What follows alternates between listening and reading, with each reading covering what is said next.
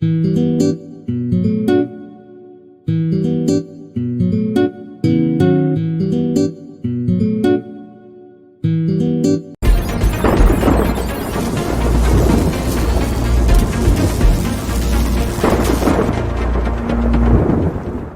everyone, this is David Ellis from Universal Citizen Media, and I'm here with Andrew Botsis and Amir Jahangiri. And what we are going to do today is something a little bit different, totally different format from what we normally do. Today, we are going to talk about everything to do with spirituality, esoterics, health, and healing. So we're going to go randomly around the table over and over again. Okay? We're going to take a topic and we're going to shred it. And I have my little gong. And just so that you guys know, we just recorded something. And what we're going to be doing is going straight into another recording because we had a lot of fun. So this is a random topic. So I'm going to be hitting the gong. And when that gong is hit, what we're going to be doing is switching topic. You guys ready? Ready. And why are we doing this? Because we're just running our ability. We're testing our ability to how does one put that? Download information. Spiritual weight training. So we're doing some spiritual weight training. You guys ready? Yep. Channeling. So now when we talk about channeling, whenever people talk about channeling, they think about, this entity from the dead that's going to come and I'm going to talk about it. Channeling could be between people. What Andrew, myself, and Amir are doing right now is channeling. Okay? We're channeling thoughts from the ether. So channeling can be something basic. Not all channeling is advised, however, and a lot of people want to know answers from the dead and so on, like it's going to actually help you. Okay? And a lot of people channel for entertainment purposes, right? So I want my dead cousin to tell me who I should marry. No. Hilarious, right? Dead cousin says, no, you shouldn't marry anybody. You should commit suicide and come and live with me. No. Okay, so these are the kinds of things that we want to talk about when we're talking about channeling. Andrew, over to you. Channeling. Well, unfortunately, there's the channelers who sit on a couch with a remote control, shifting realities and call themselves a channeler, whether it's a TV or self-created images in their mind. That is a form of channeling, hitting the button between each thing. And then there's one where you take yourself serious enough that, there's a message that needs to come through, and I'm a physical vessel here, and I have a responsibility to the rest of what is out there, to discover what a personal teacher in the spirit, self-help mode, or whatever it is going to be that's going to develop as you, but that's going to be your brand. And having an over big sight of that is very few channelers do that. But a handful make it out of the galactic babbler status. Okay? Why? Because they at least have some part of business built into them that allows their brand to evolve over time. And then there's the random for shits and giggles channelers. And oftentimes those are the fake it to make it. And what they ended up doing is they end up faking it to make it so long they don't know that they're still faking it when they're making it up. And something enters them externally. And then there it's bitch, channeling its message. With no way to get free because they are locked into a dogma that put themselves there. Amir? Yeah, and of course then there's the matter of channeling the highest aspect of the self, the infinite self, all-knowing self, which is glorious, which is what we're doing right now, where stuff comes up that we've never thought of before, ever, and we say it and then we think, oh my God, I just said that. Oh my God, that just happened. I think that's the most glorious form of channeling. You can trust yourself, hopefully, it's actually more safe than trusting anything else. Yeah. So that would be, I think, the highest form of channeling, your infinite self, your highest aspect. Can you Here's a imagine? channeling. Here's a channeling inside a channel. All those people that are listening now, your spirit guides, their pagers are going off. Oh my God, they're listening. And all the pagers that are attached to pagers and all the emergency contact groups around the galaxy are going off. And assembling are all these watchers right now going, what the hell are these guys going to do? I have a curveball here for you guys. What if everyone became their own channel? Kind of like a John Wick movie where everyone is an assassin. Oh, and everyone became their own. Everyone became their own channel. What if everybody actually channeled their own higher consciousness and was able to answer their own shit? Yes. What if everybody was their own ISP service? They're both internet provider and cable news company, Ain't that the channeling truth? all the wisdom you need right there. Ain't that the truth? That would be some shit, wouldn't it? Then we Yeah. wouldn't have to talk too much, would we? We wouldn't have to do the show, Nope. right? But we would do it anyway, knowing the two of us. We're moving on to the next topic.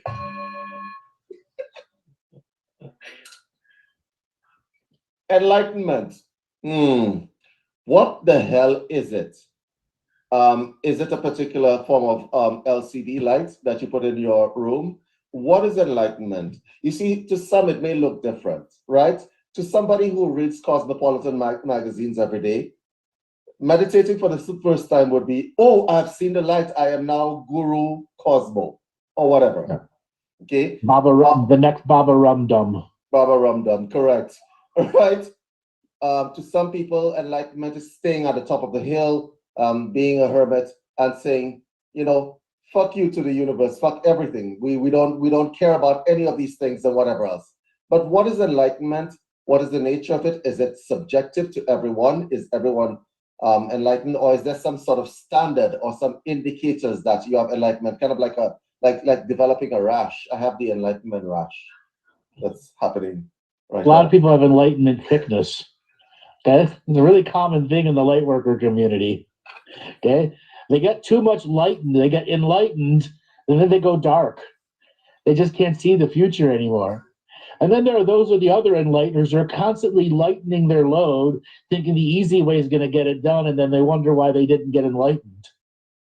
And then there are the enlightened ones who grew up this way, already in a state of personal enlightenment, and learned how to involve that enlightenment day by day, week by week, year by year, until such a time they manifested their reality by creating their own schedule. Wow, what a concept. I can create my reality. And if I have a schedule, I will forever create my own reality. Yeah, let's hear you about this. All enlightened people have a schedule. And for all of you on the no plan, it's time to get a schedule if you're serious about enlightenment. Yeah, and white ropes and a couple of beads around your neck. Aber, talk to us. Enlightenment. Well, finding the truth that there is infinite light within us, getting rid of the illusion that there is darkness, because we're the creator of everything around us, discovering that truth of what we are, which is infinite light, that we are that infinite love that lies at the foundation of all creation. Mm-hmm. And that is the reason that we can manifest at will when we are enlightened. And remember, everyone, remember, everyone, enlightenment does not have to be boring, humorless shit. Like it doesn't have to be boring, humorless shit. Like can you imagine you got your Tibetan singing bowl and you're all with the oneness, and you got your incense and stuff like that, right? Enlightenment could be the guy walking down the road, right, listening to I don't know, Nirvana or whatever else. It could be that, ironically, listening to Nirvana, right? Yes. Somebody else, right? So guys, when it comes to that kind of topic, I would say it's partially subjective, actually, and partially there are objective concerns. Because let's face it, does anyone on this panel think Kim Kardashian is enlightened? Kanye West? I'll wait. I'll wait for that answer. I think there is one part of her physical body that is enlightened enough to transcend time and space. You're so funny. Listen, next topic. Hold on. Before you ring that bell about enlightenment, there's different aspects of enlightenment. There are the unenlightened who have not been enlightened at all and on the journey to discovering what enlightenment is, and then the re-enlightened. The ones that have lost faith every year that the aliens are going to come down and save us, and they put all their faith externally, and they're forever re-enlightened over and over and over again, never realizing the power of enlightenment. Yeah, and they'll keep waiting for that light to switch on. Exactly. Next topic. The next topic will be multidimensionality. That's a really long word with a lot of syllables. So multidimensionality, it is your birthright and legacy passed down throughout age after age after age, and all those that came before us, we stand on the shoulders of their perceptions. In each and every generation reinterprets the perception of the last generation and mixes into one giant super perception that potentially could give you the unlimited point of view. Yes. And the whole point is searching that unlimited point of view, discovering thy limitations on the way. Yes. Unlimited point of view, which means there is no time, there is no space. It is all here now. And what a glorious moment it is when you realize that in actuality, that you have access to the all. You are the all. And there are no limitations. I tend to think of multidimensionality as the difference between a newspaper and the internet. Okay? You got to choose one. You can't search the newspaper. Well, you can, right? But it's very finite. But you can search the internet, and even a bigger internet. And we're all one internet anyway, right? So the differences in time and space and so on, if you really like living in a cage, you could absolutely accept that you are a unidimensional being, but it's just more fun to be multidimensional, right? So expand your awareness, and hopefully, you will get unlimited points of view as opposed to the front page and the back page. All puns intended. You guys ready? Hold on. With multidimensionality comes the next stage of what multidimensionality is on that fullest level of the pendulum of expression, which is bilocation. We've all experienced it in a dream, or we woke up in a dream where we're both in our body and the dream at the same time. There are common experiences that we all can share and that have an almost imperceptible connection, but in fact they do, and that is bilocation. Okay? Learning to accept it as a real part of your life will be parts of whole new ways of experiencing the reality without the fear driving those realities.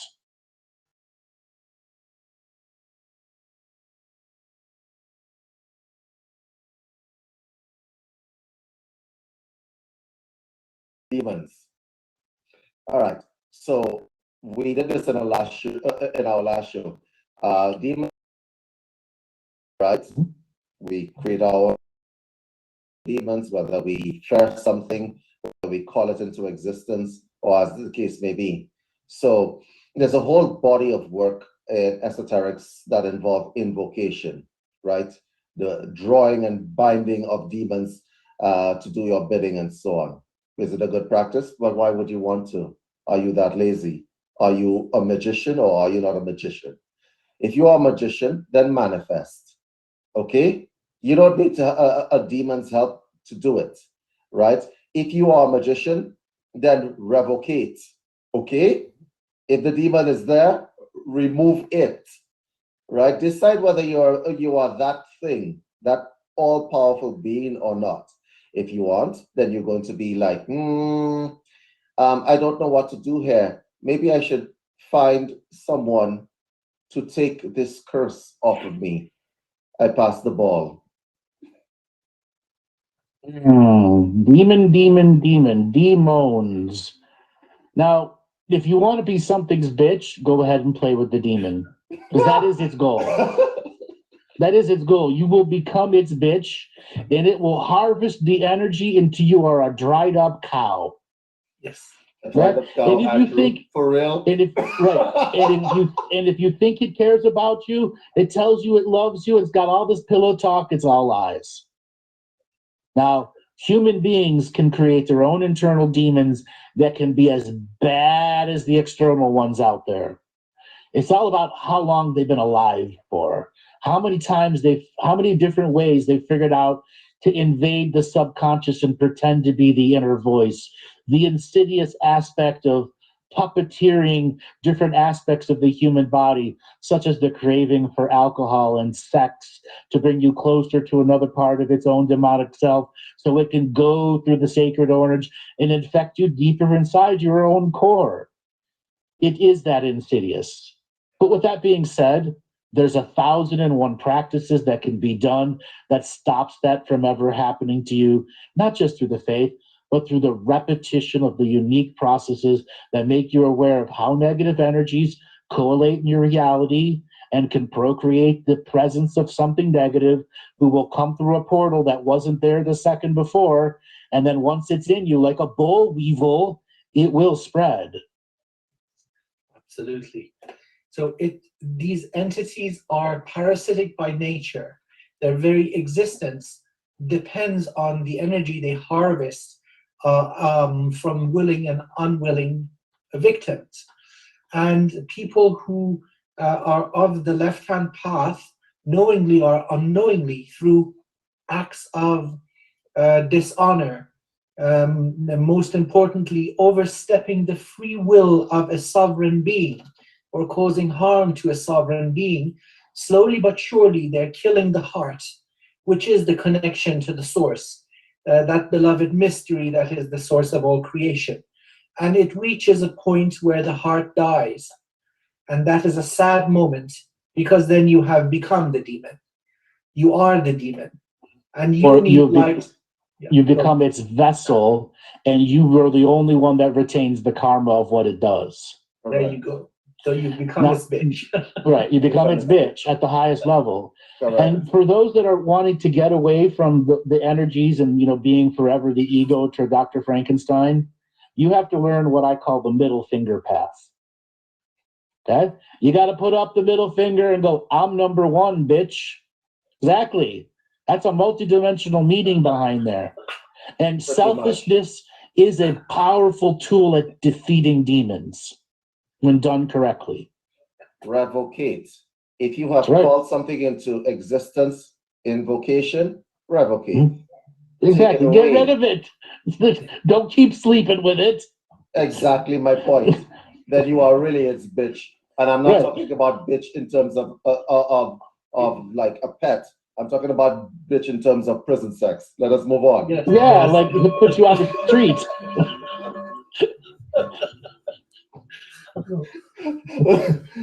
I suppose our next topic is coming off of that is magic.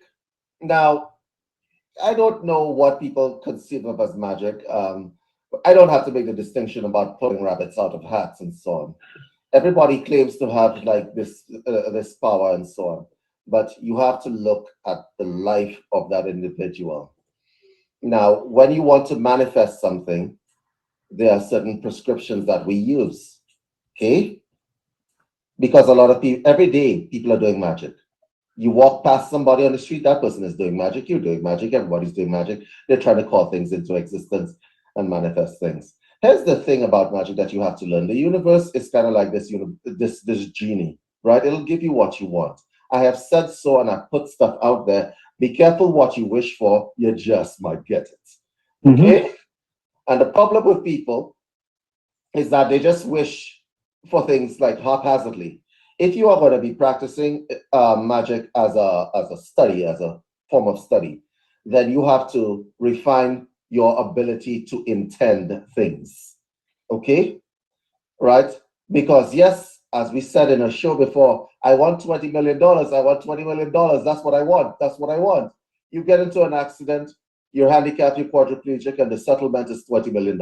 Seriously, guys, be careful and refine your ability to create intention before you go down that path of buying the salt and the casting circles and like playing with the moon energy and stuff like that. That's my spiel. Andrew. I did demons already. I was the first one. No, magic. Oh, magic. Sorry. I was going back on the demons again. What the hell? Oh, magic. Everything you said, now, just to add to it, there are kitty magics where you've got your G.I. Joe guys, dolls, or action figures, and that is magic. When we as adults watch innocent play, that's magic. And it's something that we can, there's magic during intimacy. There's magic during watching a funny movie. So laughter itself is so misunderstood in science that it can be considered a magic.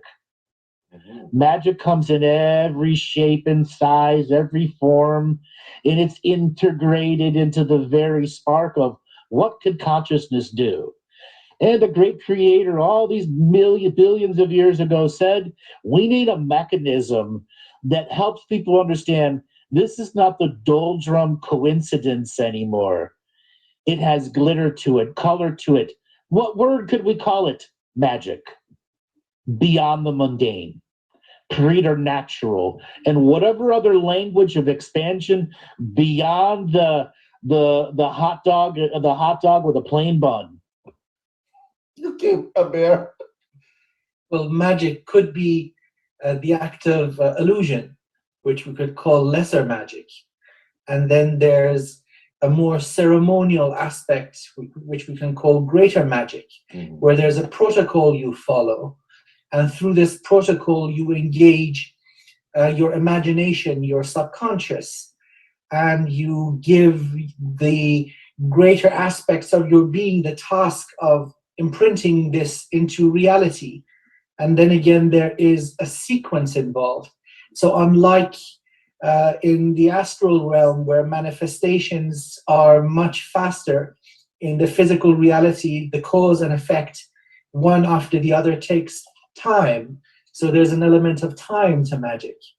And of course, with magic, there's the element of responsibility towards yourself and towards the others. So you shouldn't manifest something that is insane, because it could harm you and could harm others. And then there's the responsibility of that, the karma for this. And of course, we're doing magic and manifestation in every moment. Learning how to refine this comes with discipline. You refine yourself, your manifestations become more powerful. Their emergence into physical reality become faster relatively to when you were a novice. So yes, it's a process that is very well established, but not very well known, only by a few. Maybe they know what the basics are.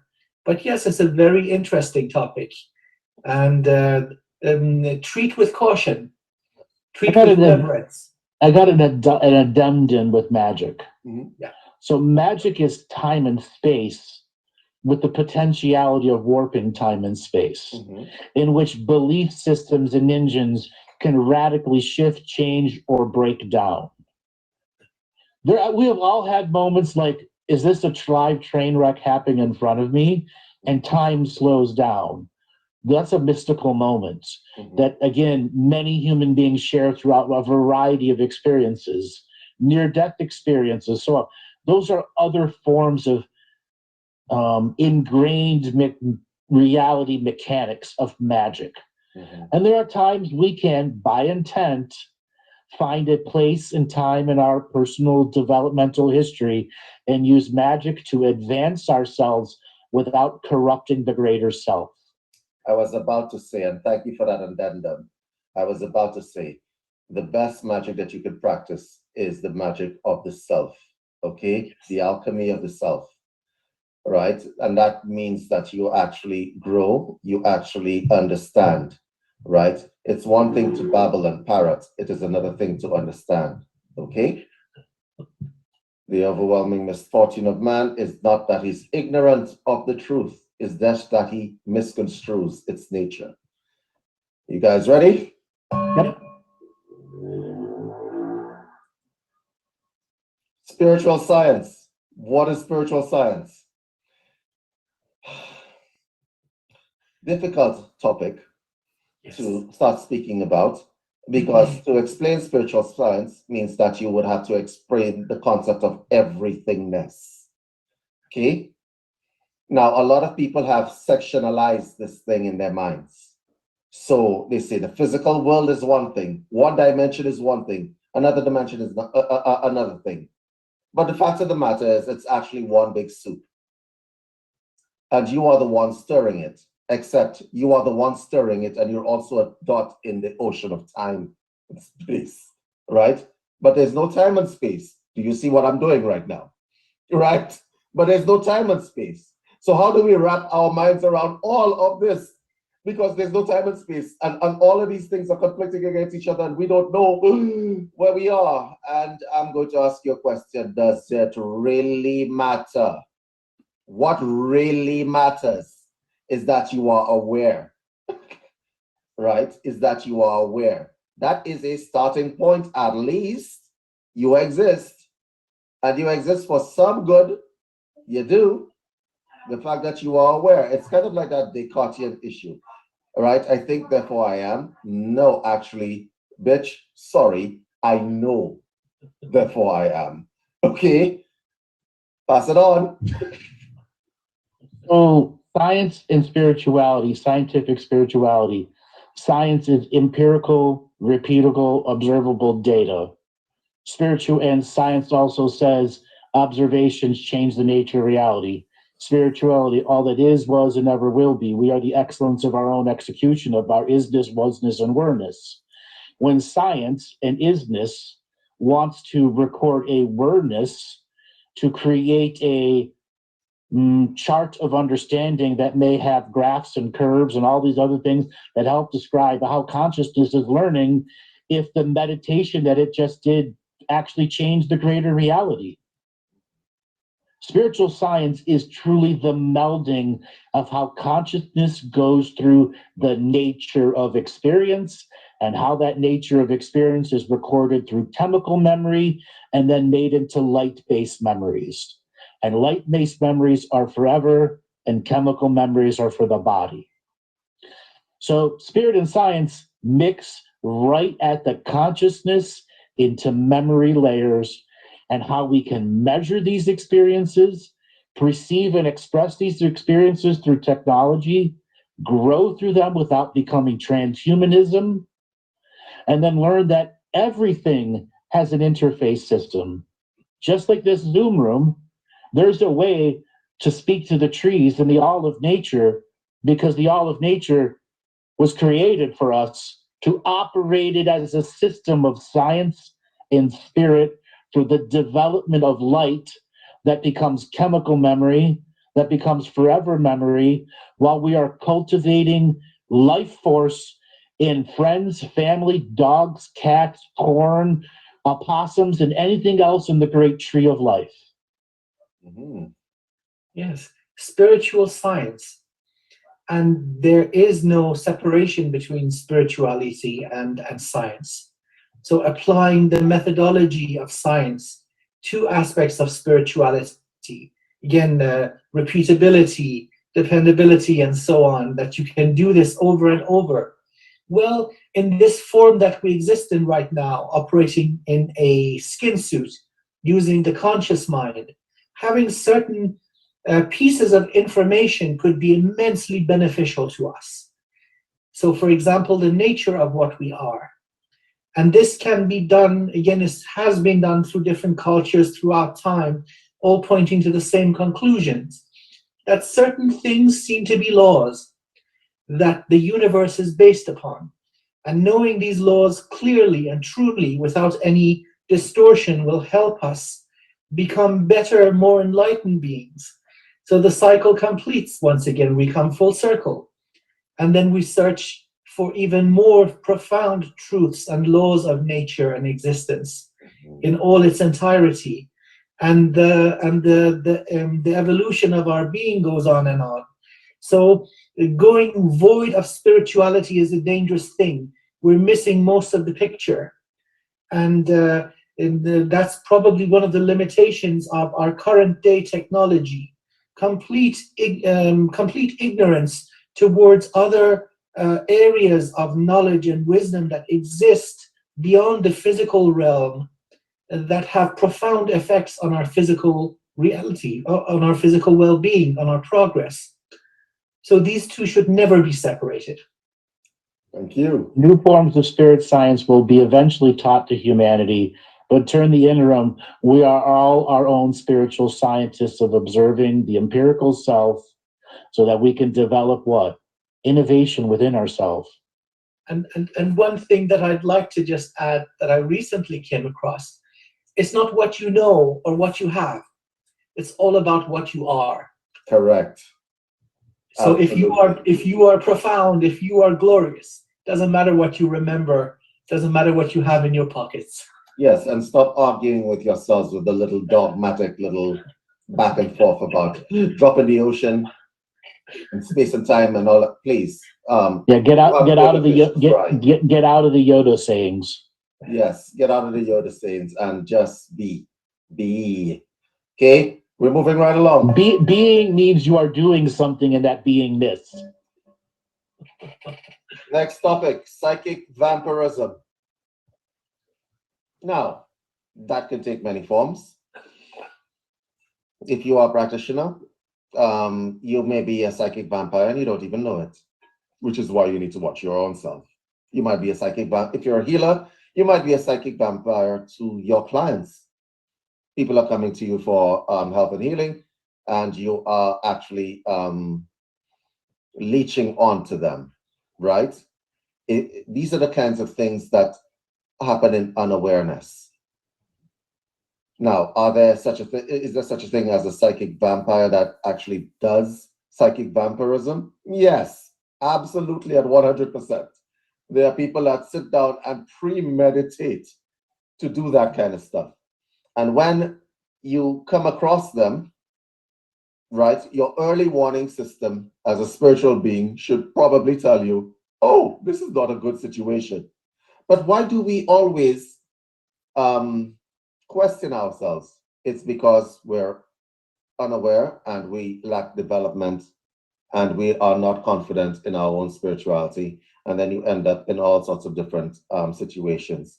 And you have cords put into you and they leech and they leech and they leech, right? And then you have to go find someone else to do cord cutting for you. Because by the time that person is finished with you, you are like you're like a husk. Okay? Passing the ball. Andrew. Psychic vampires. Now, they are akin to demons. They are self-created, they are external, and many of them have different purposes and different reasons. But most of them are contracted to be in your life. Yeah. When one is a fetus in the eternal womb, planning the potential futures, and you've just come off of, graduating college, and you're going to need a girlfriend that's going to teach you all the worst of the worst.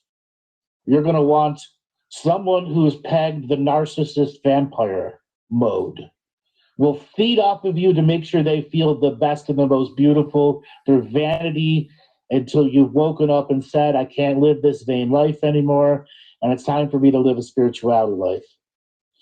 And then there are those people that you met who, through pure dominating ignorance, they suck the energy out of everything in the environment. Family as well. Family as well. No matter whatever is in their personality is so toxic that a handful of words will just harvest energy from you. Yeah. And then there's the really advanced vampires, I'm going to put it that way, who have minions because they take some of their core vampire narcissistic energy and put it into you that just dirties the energy underwear in your environment so much you don't know if you're wearing big girl panties or lingerie. Okay? You're stuck wearing the clothes they tell you to. You are their Igor. Okay? We've all seen these in relationships where the type A takes over the type C. That's classic vampirism. All too often, why do type A's become vampires? because they want so much that ambition drives them to lower their moral code. Mm-hmm. And the choice of being a vampire comes down to, does your moral code have a scale? Okay? Does your scale start with puppies and kittens, or does your scale start with genocide? Mm. And Yes. do you have a sliding scale? That just means you are a refined vampire. Okay? There's the specific misery you're looking for, Mm-hmm. or co-misery. Absolutely. So the first thing in protecting oneself is identifying these beings. And that's not too difficult. You talk with somebody and then you feel god awful. You feel drained. Yeah. Okay, bingo, ding, ding, ding, ding, ding. Right. We've got a vampire in the room. Yeah, Yes, vampire teeth come out. Yeah, exactly. So, what do we do? Okay, number 1, number 2, through number 9. Run for the hills, buddy. Don't stick around. Because these are evolved beings, evolved perfectly for the purpose of harvesting your energy. And then number 10, if you can't run, so you're in a jail cell with one, there is nowhere to run, keep yourself flatlined. No positive, no negative. Don't fluctuate, because they need to give you an emotional shock to dig their fangs into you. So be the ever gray man. Oh, you look wonderful today. Or habits give. Habits give is real good in prison too. Yeah. You look terrible today. Oh, okay. Yeah. Thank you. Yeah. So as David says, name, rank, serial number. Correct. Nothing else. The name, Don't go up rank, and and down. serial number. Hi, my name is X. I don't know anything. I have no information and I have no opinion. That's it. Right? I would not give them the name. Name is a power. I am nobody from nowhere and I do not exist. And I know there nothing. is something else that I want to bring up. There's something else that I want to bring up. The spiritual vampires, psychic vampires. We're talking about pastors, priests, cult leaders, and so on. I tend to think of them as the psychic vampires with the gold teeth. You can imagine a gold fang. Yeah, a lot of them are gold fang. It's like that. And so they think that, and so sometimes emotionality is one thing. People want to escape some sort of trap or some sort of trap in their life. And so there's an old Japanese saying, the best trap is a trap that's set in the way of someone who's running away from another trap. Okay? Yep. And so people run to spirituality. They end up in certain communities. And these communities are, by definition, draining the hell out of them. Yeah. Really. And that is something you guys absolutely need to watch out for. Okay? And just something cultural cultural vampirism. And every ghetto in every city, in every inner city, in every culture has cultural ghetto vampirism. Okay? And it's because of the entities that are on the street corners constantly harvesting, and then you have a population of people who have a high affinity rate of being temporarily possessed, just like a fast food meal to the local entity groups.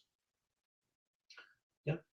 And something I'd like to add, even in the teachings of the left-hand path, people who deal with entities and demons and principalities and that sort of thing, even among them, this is one of the known laws: avoid psychic vampires. So even the left-hand path doesn't deal with these guys. So it's like nobody likes them. Nobody likes them. They don't. They're indiscriminate. They feed. Okay. So it's like a leech. It's like the law is: please do not go in leech-infested waters. And the left-hand path contains much wisdom. This is one of the things they share with the right-hand path. Avoid leeches, please. Yes. I want to give you an actual representation of what Amir was just talking about. Recently, I had a show that a lady called in, went to extreme on being gang stalked, extreme paranoia, everything, and has been like that for 11 years. And I had to break her reality really down for her to get to an understanding that none of this stuff was real. And one of the things that came up during this live session is she had refined her paranoia so much as a psychic vampire to force you to believe her reality that she would hunt other demons and go to places because out of the paranoia to hunt for a demon she could entrap and suck dry. What? Yes. And she's been doing this for over a decade. Yeah. This is not the first time I've seen this. They become so refined at what they do, they literally hunt demons. Humans and their energy isn't the right goodness they need. They hunt demons or hunt people who have demons in them to enslave that demon and suck it dry. Exactly. That's why the left-hand path says avoid them like the plague. You know, They're you indiscriminate. know shit is bad when a demon doesn't want to have to deal with you. Right. Or somebody who deals with demon doesn't want to have to deal with you. You know that shit is bad. Which brings us to our next topic. Systems of domination and control. Okay, very interesting topic. All right, so systems of domination and control. We're talking about people with control issues. And when I say control issues, what I actually mean is that people who need to dominate and control for what? Because if we're living in a universe with everythingness, all is, for want of a better word, I hate having to use cliches, all is love at the end of it. Everythingness, everything is everything. So what are you controlling? You're controlling a temporary space and time, all right? You just dominating a small space in time. That is the definition of having no ambition, right? If you are trying to control another human being, you lack ambition. The CEO in a corporate headquarters, you lack ambition.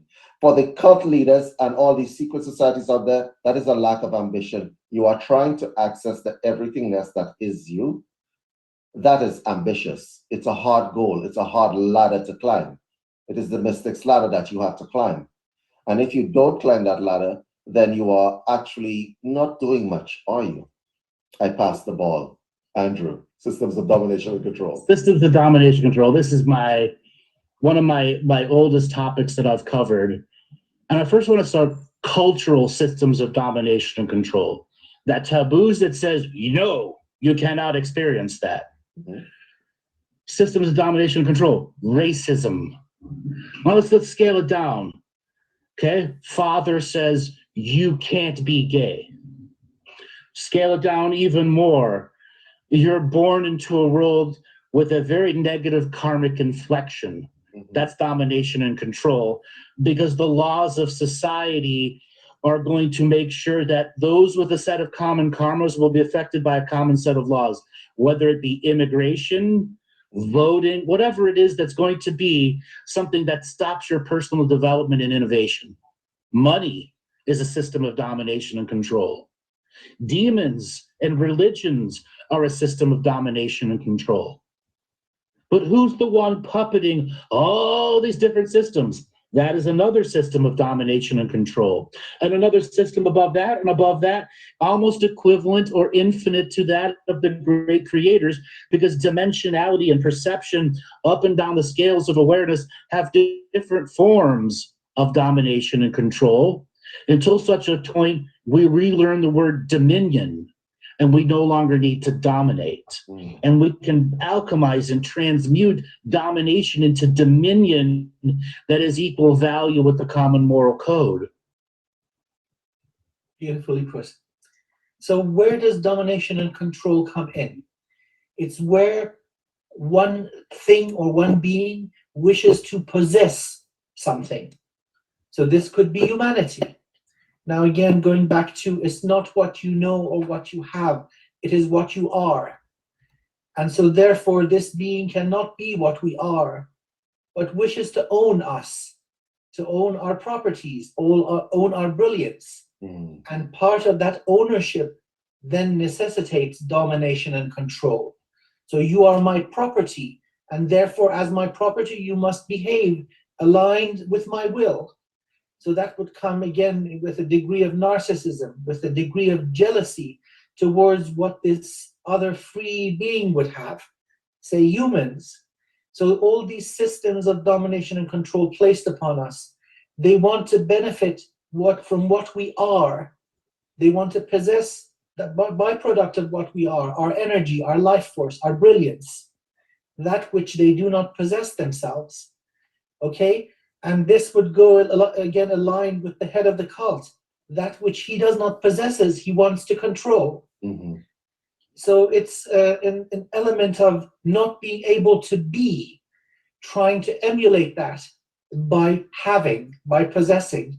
So they may have technology. They may look at us, infinite divine creator beings, we humans, as another form of technology that they wish to master and control. So again, control and domination comes in, right? So they can't be us, so they try to control us. So there's always that element of envy, that jealousy towards the divine order of things, the natural order in the universe, the beautiful process of creation in the cosmos that they cannot be, but they wish to look at it as technology that they want to possess. And with that position, there is domination and control. So that's why so many spiritual black markets exist. So people can rush into the domination and control and get tools and knowledge that falsely advance them. And then they become false light teachers. I tend to think of it like with regard to systems of domination and control. Now, the point of having a system of domination and control, as Amir said, is to possess something. What are you possessing, right? And how long will that possession last? You already have whatever you possess, or you are trying to possess. The fact that you think you don't have it, or it's not added on to you, as the Bible says, means that you have a problem. What you probably should try to possess is knowledge, first of all, that you actually have that thing and you have all the potentialities, right? So when I see systems of domination and control, and when they're in operation, I'm like, what is the point at the end of it? Domination and control is the point. It because is it's literally energy the point. harvesting, granted. Yes. Right? But if you cannot generate your own, if you can generate your own energy, and you're relying on other people or other things to generate energy, then you lack awareness. You absolutely do. You absolutely lack awareness. But the systems of domination are self-evolving and are able to self-support themselves. They don't need to use their own energy to create them because there's so much available energy worldwide and all the perspectives of energy harvesting, be it just harvesting raw intent. Here's an example. We have 535 congressmen and senators, everyone added together, that creates the legislative part of the government. Correct. Well, we are constituents to individual congressmen and senators. Are they in possession of something of us? Yes. We have given them the will to vote for us in everything. So how do 535 people represent 380 million people here? That's representation is 0.00001% representation. Even if we had 10% representation, there would still be a way of giving away your power and responsibility to domination and control.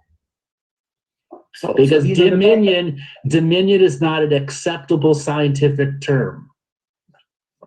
So I suppose the next question from that discussion would be, what would the world look like without systems of domination and control?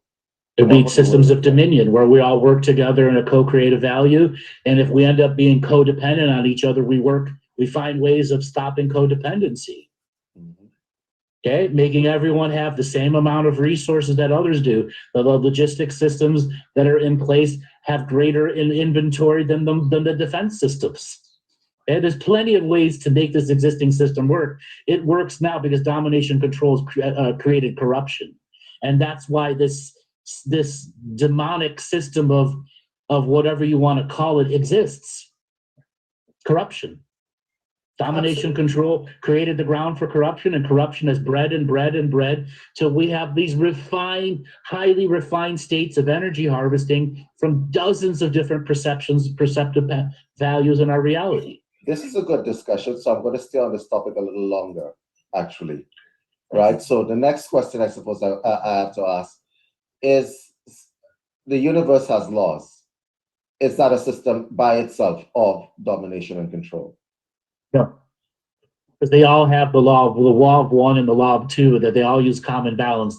The law of one is we're all one in one reality, and the law of two is when we want to create, we need another version of ourselves to procreate the law of one. Okay, but it's still no, control. You are not limited to one or two. You still have the infinite perception available to you. Understood. So the next question, I'm going to keep firing these questions. All right, I'm going to jump into this discussion whenever you feel the need to. Because we're going to go down the philosophical rabbit hole just for a moment. All right. If that is the case, and there are laws, and you have infinite perspective, let's say you have infinite perspective, isn't one perspective a perspective of by itself being control and domination? That's a perspective, is it not? But that perspective has an intent that created in the beginning, and that intent is the foundation of domination and control, because it's the core of the person who's creating the intent that becomes a projection that can have malfeasance behind that projection. And there's also an aspect of distortion of free will, right? Because free will comes into this. That's one of the laws that can't be bypassed. Yes. So they can, however, distort your thinking, your logic, and your reasoning into giving up the free will in a way that's going to then lead into a distorted system of domination and control, rather than a system of dominion, of equal co-creation, that which will benefit everybody. It is then out of this distortion that the pyramid system is shaped, sucking energy from every level up to the very top. So instead of equal co-creation and beneficial towards the all, it becomes an energy harvesting system benefiting the few at the absolute detriment of the masses, the majority. So that distortion exists in this fundamental law. The law isn't broken, it's just distorted. Within the laws of the universe of domination and control, they're the opposite of domination and control, which are equal co-creation, non-competition, non-hierarchical order, and non-duality. Those four things at any point can counter any projection of your free will is less than someone else's. Okay, so I'm going to be devil's advocate. You guys already know about me, right? The next question: the absence of control is the beginning of chaos. That is a statement that was made some years ago. Absence of control is the beginning of chaos. Discuss.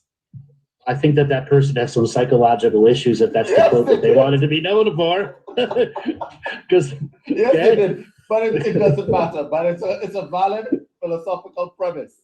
Absence of control is the beginning of chaos. No, it's not, because there are many people who've never been in control and only know chaos, and chaos is natural for them. Exactly. Where goes the wisdom of the collective?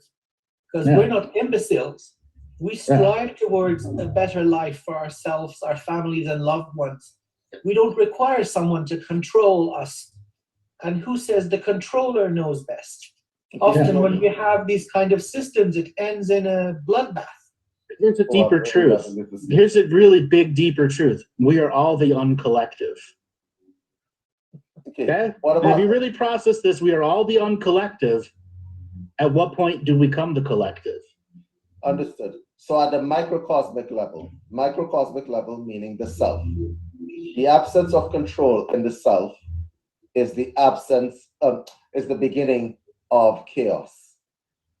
Discuss. Or surrender that is natural and opening. Once again, the trauma of the person creating that, influenced via intent, yes, for philosophical purposes, so people can see the different scales that are there. But oftentimes, most chaos is organized at a higher level. Exactly. Prince Machiavelli said, might makes right. Discuss. Sure. Does the person with the stick care about your piece of paper that says no? No, he doesn't. Mm-hmm. So the person with the stick is going to beat you, and your little energetic phaser coming out of your brain is not going to stop him. And then the person carrying the katana has even more right compared to the person with the stick. With the stick, exactly. I'm going to throw these philosophical premises at you guys in rapid succession. And Let's just come to the before- end of our show, so I'm just going to throw them. Yeah, please go ahead, Amir. So yeah, you looked at the microcosm, the self, Mhm. and stated that this premise that the lack of control is the beginning of chaos. I have a problem with that. Let's Go look ahead. at the natural world, where all living beings operate on instinct, this beautiful, perfect design. And we're not void of that. So if left to our own devices, uncontrolled, unburdened by parasitic thoughts or influence, we would live in harmony, like many of our ancestors lived in harmony in nature. Thank So you for there's that. no, yeah. Thank you for that, which brings us to our next philosophical premise. I'm going to keep throwing these things at you. Man is nasty, brutish, and short by nature. So Thomas Hobbes. So the absence of control is the beginning of chaos, is an inevitability. Discuss.